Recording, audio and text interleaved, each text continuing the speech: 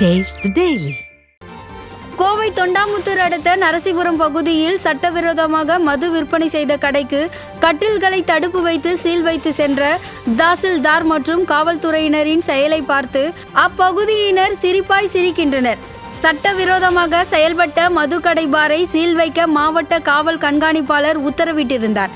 இந்த நிலையில் பார் ஊழியர்கள் படுக்க வைத்திருந்த கட்டிலை தடுப்புக்கு வைத்து கயிற்றால் கட்டி கடமைக்கு சீல் வைத்து சென்ற தாசில்தாரின் பொறுப்பற்ற செயலை அப்பகுதியினர் பார்த்து சென்றனர். சுருக்குமடி வலையை தடை செய்ய வலியுறுத்தி நாகப்பட்டினம் மாவட்ட மீனவர்கள் 2வது நாளாக வேலை நிறுத்தத்தில் ஈடுபட்டனர். மீனவர்களின் வாழ்வாதாரத்தை பாதிக்கும் சுருக்குமடி வலை பயன்பாட்டை விடிய அரசு தடை செய்ய வேண்டுமென மீனவர்கள் கோரிக்கை வைத்துள்ளனர். நாகப்பட்டினம் மாவட்டத்தில் உள்ள அக்கரைப்பேட்டை, கல்லார், செருதூர், பட்டினச்சேரி, விழுந்தமாவடி, காமேஸ்வரம் உள்ளிட்ட 27 மீனவ கிராமத்தைச் சேர்ந்த 700 விசைப்படகு மீனவர்களும் 4000 ஃபைபர் படகு மீனவர்களும் கடலுக்கு மீன்பிடிக்க செல்லவில்லை. இதனால் நேரடியாகவும் மறைமுகமாகவும் 1 லட்சத்திற்கும் மேற்பட்டோர் வேலை வாய்ப்பை இழந்துள்ளனர். வரும் 24ஆம் தேதி நாகப்பட்டினம், காரைக்கால், மயிலாடுதுறை மாவட்ட மீனவர்கள் கூட்டம் நடத்தி போராட்டத்தை தீவிரப்படுத்துவது என முடிவெடுத்துள்ளனர். சென்னை அருகே அன்னனூரில் ரயில் தண்டவாளத்தில் ஏற்பட்ட திடீர் பள்ளத்தால் ரயில் சேவை பாதிக்கப்பட்டது. ஆவடி அடுத்த அன்னனூர் ரயில் நிலையத்தில் தண்டவாளத்தை ஒட்டி செல்லும் மின்கம்பிகள் சரி செய்யும் பணி நடைபெற்ற நிலையில் திடீரென பள்ளம் ஏற்பட்டது. தகவல் அறிந்து வந்த ரயில்வே ஊழியர்கள் பள்ளத்தை சரி செய்யும் பணியில் ஈடுபட்டனர். இதன் காரணமாக சுமார் 1 மணி நேரம் ரயில் சேவைகள் பாதிக்கப்பட்டன. மேலும் மின்சாரம் மற்றும் விரைவு ரயில்கள் மாற்றுப்பாதையில் இயக்கப்பட்டன. கள்ளக்குறிச்சி மாவட்டம் கல்வராயன் மலைப்பகுதியில் பூமிக்கு அடியில் புதைத்து பதுக்கி வைக்கப்பட்டிருந்த ஆபத்தை விளைவிக்கக்கூடிய 80 லிட்டர் மஞ்சள் நிற எரிசாராயம் பறிமுதல் செய்யப்பட்டுள்ளது.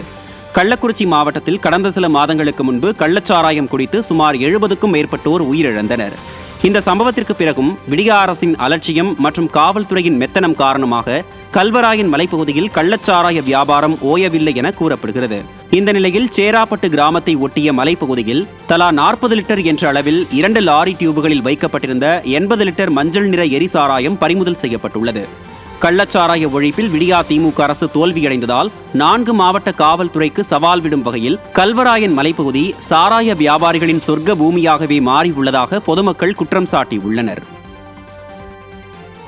மத்திய வங்கக்கடல் பகுதிகளில் வளிமண்டல மேலடுக்கு சுழற்சி நிலவுவதால் அடுத்த 24 மணி நேரத்தில் மத்திய மேற்கு வங்கக்கடல் மற்றும் அதனை ஒட்டிய பகுதிகளில் ஒரு காற்றழுத்த தாழ்வு பகுதி உருவாகக்கூடும் என சென்னை வானிலை ஆய்வு மையம் தெரிவித்துள்ளது.